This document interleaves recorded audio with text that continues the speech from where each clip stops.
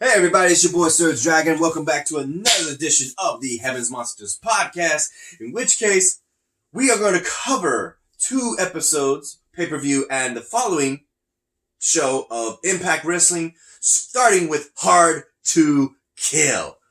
Ooh, man, you guys are going to love this. These guys didn't see it. Well, he probably did on YouTube. I got to see it thanks to the fact that I was able to, thanks to the site I go to. With that said, with me here today is none other than Chris Petrie, the Shadow Spider, and the Silver Griffin, Xavier Hill. Once again, MVP is in the ring, so that can only mean one thing. Big things popping, little things stopping. Sit back, relax, and enjoy the view, because the Heaven's Monsters podcast is for people better than you. So, this would be on a Saturday of all things? I thought it was it was on a Sunday. It was on a Sunday. Last week. No wonder I had a hard time looking for this damn thing. Because I'm thinking it was on a Saturday on the 11th. It was on the 12th. The same day, apparently, we would have NXT UK TakeOver, Blackpool 2, as well as a Ring of Honor special of Honor Supreme? Reign Supreme? Something like that? Yep. I haven't seen that yet. I might have to go check that out. But because we don't do Ring of Honor reviews as of yet, because they don't have a television program that I know of. I do have recordings on my DVR, but they seem to be all more of a bat look. Looking back on some of the matches. So, I think they're leading up to it. So with that said, here is the matchups, in which case, thanks to somebody on Wikipedia, they went ahead and gave us the matches. So that's what we're using. Check it out. Hard to Kill Wikipedia if you need more info. So, they even got the time. Look at that. They got the time. Look at that. That's Mikey's job. Yep. So, this is the first match of the night. We have Ken Shamrock going against Madman Fulton.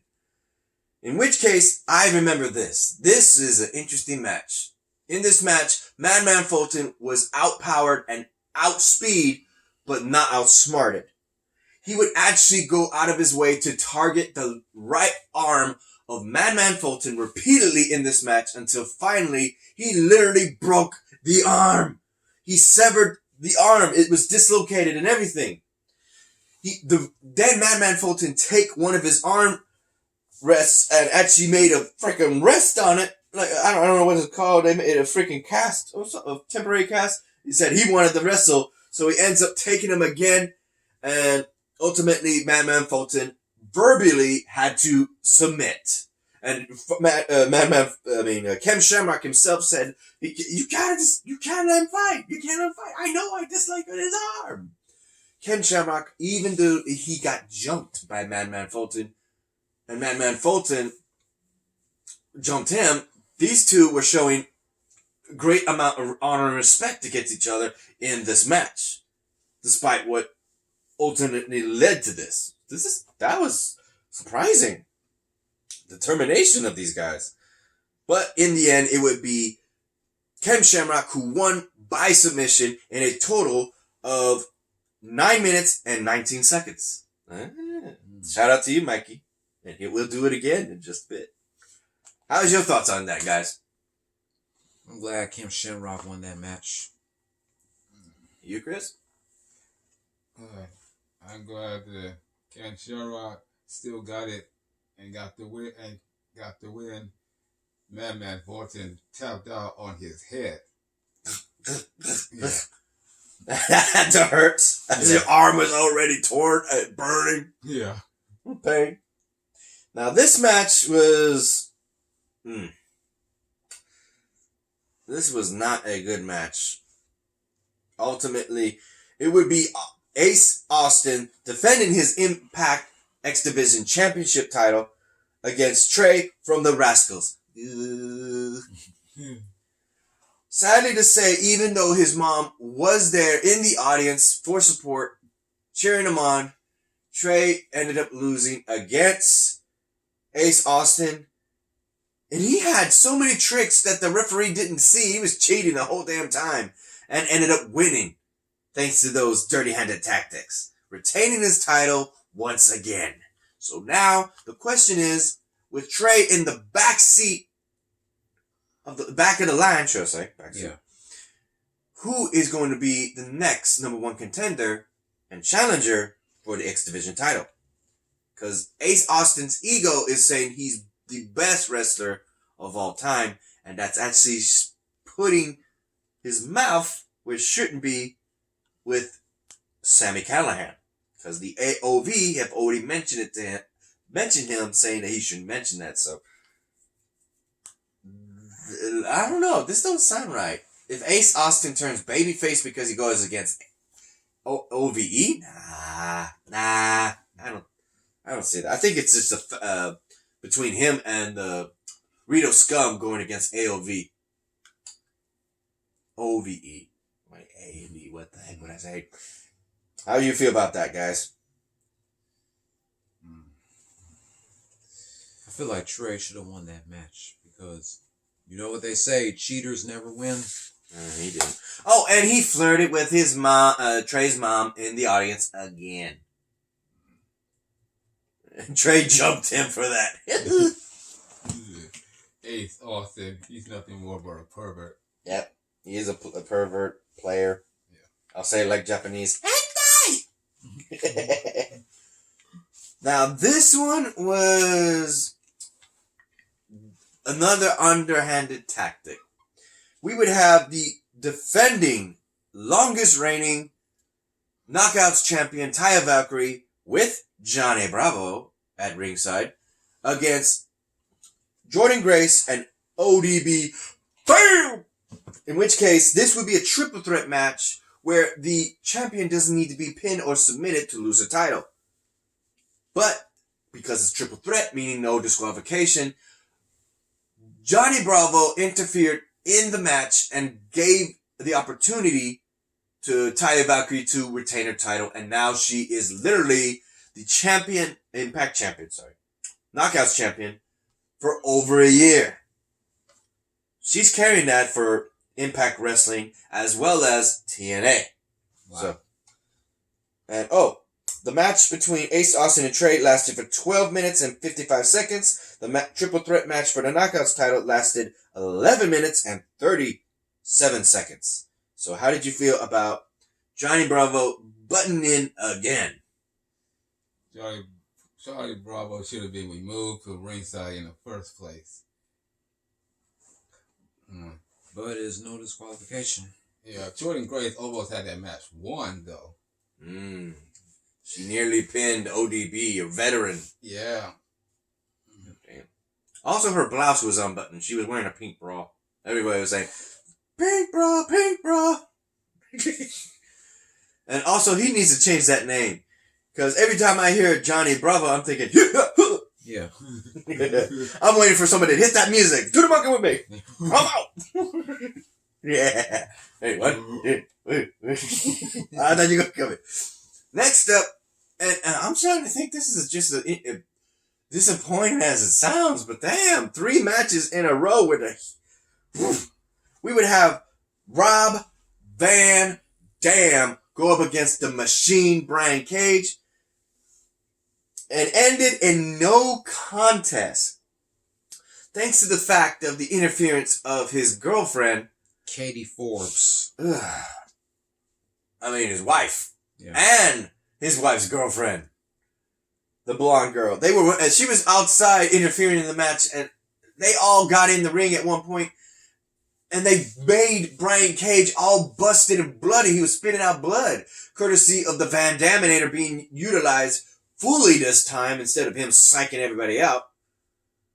And it was no longer a match. It was not even a fair one at that. He was just cheating up his all over the place. In which case, a person coming to the rescue would be Daga, a person in the back. He was being accused of a fan wanting an autograph. He just walked away. But then seeing this being assaulted by Brian Cage, Daga ends up getting in the ring with Rob Van Dam and ultimately is in a match one-on-one with Daga. Sadly to say, Rob Van Dam won that match for sure, and actually went cheaters never win, but Rob Van Dam might be a different case because he's got 2 women. That's pretty much every man's dream. And he gets high on a constant basis. So, yeah. Love him or hate him, he's doing a damn good job. Rob Van Dam. The whole effing show. Yep. That match with Daga was 4 minutes and 11 seconds. Courtesy of the match being a no contest, the timekeeping was non-void. Thus, N/A. Means non-void. How do you feel about that? How you feel about Ron Van Dam doing that shit?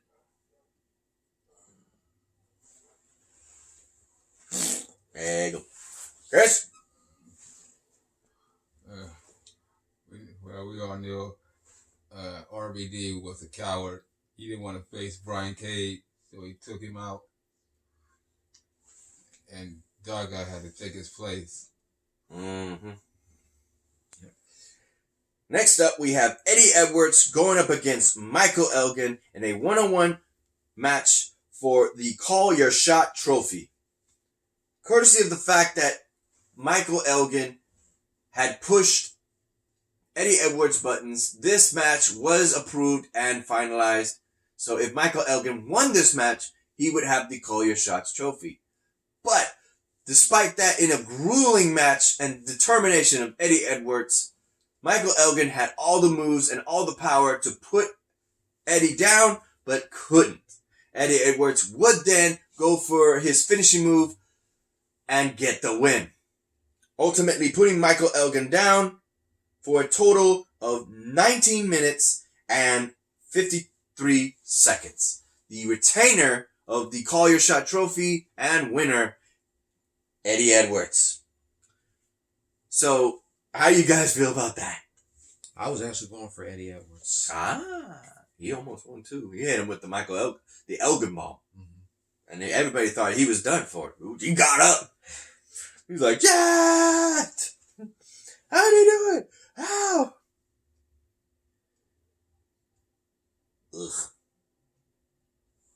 Chris, how'd you feel? I'm glad Eddie Edwards won that match. Now he can call his shot. Maybe he can be the exhibition champion again. Yeah, that sounds good. Yeah. Get his enemy. He can also go for the tag team gold and find himself a partner. Yeah, or the world title. We'll get that in just a bit. But first is the match between Spear versus Gore, and son of a bitch. I forget how he did it, but this match. Moose versus Rhino. She'll come Deuce. Douche. It was a no disqualification match, and the Spear defeated the Gore. Yep, it's funny though because he hit him with the spear at the beginning of the match, but Rhino rolled out. So I guess he got mad and just threw the match. But Moose, he's just going to milk it in and just keep milking in and just saying that he better than Rhino. I don't think this is over. Nope. Yeah. Despite being in a no disqualification and thrown out of the match, it would be ultimately perfectly 13 minutes long. You want to call that one? You don't need your glasses for that. Yeah. It was a handicap match for the Impact World Tag Team Championship between the North, Ethan Page and Josh Alexander versus... Oh, hold up. He's got a call coming in. 1 second. We got sad news, everybody. His ride's here. Say goodbye, Chris. Hey, get on my... Bye. Now, get off my leg. Kick your ass. That was a one-time thing. Remember that. All right, you want to scoot over, bro? All right. So before we get to this, I nearly forgot to mention... yeah, you got it? You got it? Okay. No, turn the lock. The bolt. Yeah, turn it. There you go. See you next Sunday. See you next Sunday, bro. See you. Okay, so before this, there was actually a show they did that they did not cover for some reason. And apparently, Rick Swann got injured on his ankle and was on crutches the whole time. And it was pushed to hope to see that he would be able to be healed by then. He wasn't. So, instead, Rick Swann was thrown out of the match. And instead of find a partner, Willie Mack wanted to prove more than ever to the North that he could win the title by himself with the spirit of his brother, not blood brother, but Rick Swann watching in the back. So it was literally a 2-on-1 handicap match for the Impact Championship titles, the North versus Willie Mack. Yep. And what happened, bro? Willie Mack got defeated by the North, Ethan Page and Josh Alexander. Mm-hmm. And that was a total of 10 minutes and 37 seconds. Mm. Despite what the North may say, Willie Mack took it to them, and in the backstage, Rick Swann actually shouted out to his bro, and he's pushing himself down saying, I let you down, man. I couldn't do it. And it's like, no, man, you put it in. He proved that he is worth being everything that he knows he cares about. He would not choose to change any partner. He would not choose it. Finally is the main event, the intergender match for the world title of Impact Wrestling. The defending champ, Sami Callihan, versus the third wrestling generation of the Blanchards, Tessa Blanchard. This match would go on for the longest hour match in the night. 23 minutes and 49 seconds. I can't tell you just how much went on in this match, but it was grueling nonetheless. One after another hit their finishers. Actually, at the beginning of the night, they both hit each other's finishers immediately. Sami Callihan tried to Cactus Jack special her with the power driver immediately, but she got right back up, and she went for her Magnum jumping double knee face slam, and the match just continued from there until finally she would get the drop on Sami Callihan, hit him with the Diamond Cutter DDT, and ladies and gentlemen, for the first time ever on Impact Wrestling, your new woman champion of Impact Wrestling, Tessa Blanchard, the new Impact World Champion. Sadly to say, they keep saying they're breaking generation. I recall on El Rey Network. El Rey Network. Yeah, Sexy Star actually was the either 4th or 5th world champion. Since they didn't have a woman's title, the women competed with the men, and Sexy Star won that title. And the one she won it off was none other than, damn it, I forgot his name. His name in Spanish is 1,000 Deaths. Mil Muertes, I think is pronounced. So, Tessa Blanchard wins it for NXT? I mean, TNA. Impact Wrestling. Yeah. With the N and the T and you get what I mean. So how you feel about that, bro? Congratulations, Tessa Blanchard. I was definitely going for you to beat the hell out of Sami Callihan. And she did. So, with that said, I'm going to go ahead and look up the following Impact Wrestling on Access TV. And while I do that, would you please, brother? While he's looking up Impact Wrestling for January the 14th, a shout out to all the members of the Heavens Monsters podcast, myself, Xavier Hill, Mike Henry, and Andre Mitchell. A link to our 3 YouTube pages will be in the descriptions down below, as always. And a remaining shout out to Terrence, aka T-Money, Renee, Pharaoh, Chris Petrie, and Delvin. Okay. Trying to see what day it was on. That would be on 14th. 14th. And that is not the year. Okay, there you go. What the fuck? He looked beat up, but that's... Let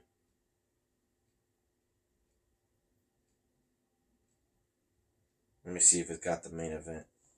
Or should I say what happened?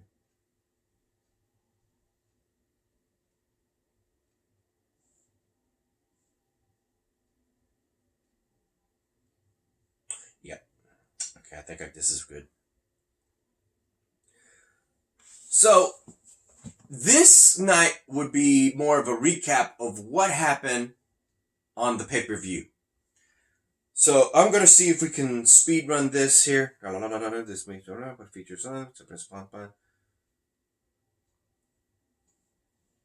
We have, like I said, Moose says he proved 2 days ago that the word gore is, sorry for pronunciation problems, irrelevant.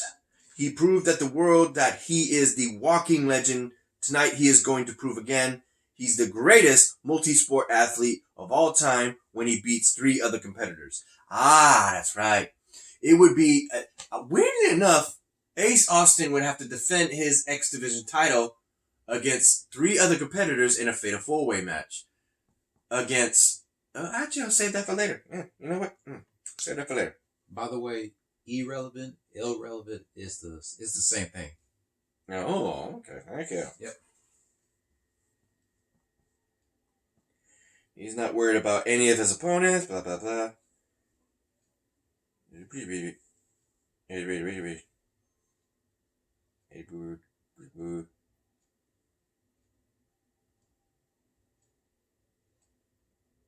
There you go. Mention this. Ace Austin is on the phone to someone saying he's the face of the franchise. After the call ends, his comment about the 4-way tonight, Ace up. Ace up? Ace. Really? Up. Really? Willie Mack feels down for not winning at Hard to Kill, but Rich Swann tells him his effort had the world gripped. He's doing a good job of keeping Mack motivated. Eddie Edwards said tonight he's going to continue his winning ways. His trophy ensures his path back to championship gold. Yeah, go ahead. RVD is on his bed with a bunch of roses. He's celebrated because that's his life all the time. Katie Forrest asks why he's talking about Brian Cage and wrestling when he could be wrestling her. She really doesn't. Bedtime sparring. Bedtime sparring. She really doesn't leave much to the imagination. RVD just enjoying being RVD, making more money than anyone else. Jennifer, who is Katie Forbes' girlfriend, crawls onto the bed and to join them, and they all start kissing. Katie feels overdressed and wants to change into something more comfortable. She says the fans are always living vicariously through him, as that's all wrestling is nowadays, a tribute to him. Just because he likes to party doesn't mean we shouldn't take him seriously. Wow, Rob, he's got one hell of a life. It can't get any better. Last thing we see is Katie and Jennifer under the sheets doing God knows what to the whole effing show. Ken Shamrock comments on his match with Madman Fulton. While Fulton took away much of his game, he used his smarts to get around his opponent's size, and it went exactly how he hoped. Shamrock thinks Fulton's biggest mistake is joining up with Sami Callihan, as his leadership only confuses the big guy and stops him reaching his full potential. Indeed. Fulton's a beast and a great wrestler, so he's really happy to got the win. Yeah, hold up. Earlier, I would actually find out that the rumors were true that Impact Wrestling was banned from Twitch. Yeah, because of the segment between RVD, Katie Forbes' girlfriend, and Katie Forbes herself. Yeah. So, thanks to the twerking of the big booty, I mean, I'm not going to say that's not a bad thing. I mean, I'm not going to lie, that's kind of my type. I like it full. Yeah. I'm not going to lie, in brunette. So, yeah, you lucky bastard freaking Hell yeah. right man now. Anyway, and he's got a blonde too. And I couldn't care for the blonde, but he's got a blonde too.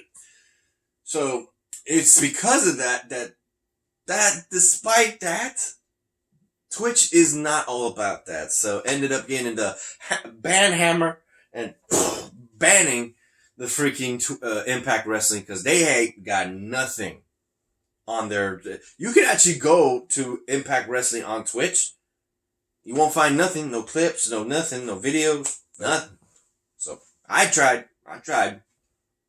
So now we have Access TV alone here in America, in Houston, Texas, as far as we know, to look forward to more of Impact Wrestling. That or go to Impact Plus. So, you have your options. I know I have mine. Next up, we have Josh Matthews interviews Tessa Blanchard over her Impact Championship title victory, only to be interrupted by an emergency broadcast by Sami Callihan. To put it short, ladies and gentlemen, it would just be him saying that he's not done with Tessa Blanchard. That he is the best thing that ever happened in Impact. Even going so far as to claim, actually say, but this is me saying he claims that it's because of him that Impact Wrestling has moved up so far to be on Access TV. I'm like, oh hell, you did not just say that! Tell me he did not just... I'll be like Booker T. Yep. Tell me he did not just say that. Tell me. Damn, bro. Ultimately issuing that he is in the building of the recording broadcast, and Tessa Blanchard goes running off to that part of the segment where she knows he is. She goes running to him in high heels. I'm like, girl, what you plan on doing in high heels? I mean, I know if you're going to use those high heels to stab him, maybe, but if he jumps you, ooh, girl. Mm-hmm. Oddly enough, I was noticing while she was walking, there was nobody else in the halls. She went through so many rooms and halls, not a soul in sight.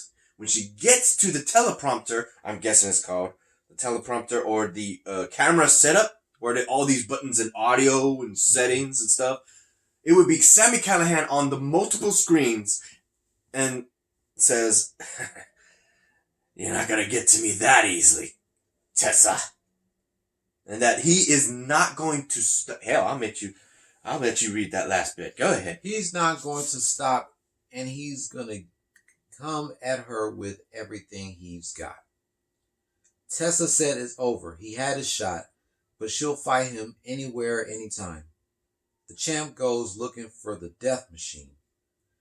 He shows up on another screen in the production area, saying he will appear out of nowhere and she won't see him coming. And that's how this edition of Impact Wrestling came to an end. Not only that, that was a threat. I thought he was going to show up right there behind her. Nope. It goes straight into the end, which means at any given time on an Impact Wrestling show, he could jump. He's going to jump her. Mm-hmm. He's not going to say win either. Fuck. So with the Death Machine Sami Callihan looming over Tessa Blanchard's shoulders, it's no telling when. She did say she would defend this title against men and women alike. And the sirens? What the hell's going on? Oh. That's the sound of the police! So, with that said, That's it, folks. That's it. Thank you, my brother. And I also want to say thank you, Chris, for being in this video. You're welcome. Next time, if anybody mentions me having playing the role of Santa Claus and having Chris on my freaking lap, I'll give you a knee to the fucking face. I'll give you a knee to the gut. I don't give a damn. In which case, I wanted him to say goodbye, so I'm like, fuck it. Get on my knee, damn it. Because I'm not freaking moving this thing, because look what happens. Look what happens when I move it. You see? Yeah. I got a freaking little metal rod thing holding my phone so it could be in perfect place. Yep. I'm looking for better options, ladies and gentlemen. I'm looking for better options. Camcorder, can't do, don't got the money for it. So with that said, thank you, brother, for coming over. You're welcome. And I hope to see you and everybody next Sunday for the Royal Rumble. Yeah, buddy. I'm Serge Dragon. This is Xavier Hill. About to call you Chris. Yeah. The Silver Griffin. And if you like this video, give it a thumbs up. You didn't? Give it a thumbs down. Hit that subscribe button, like the content, and hit that notification bell for the next Evan Monsters podcast. I'm Serge. Yeah, we said it. I'm hyped. Till then, peace out, y'all. Peace. Yeah.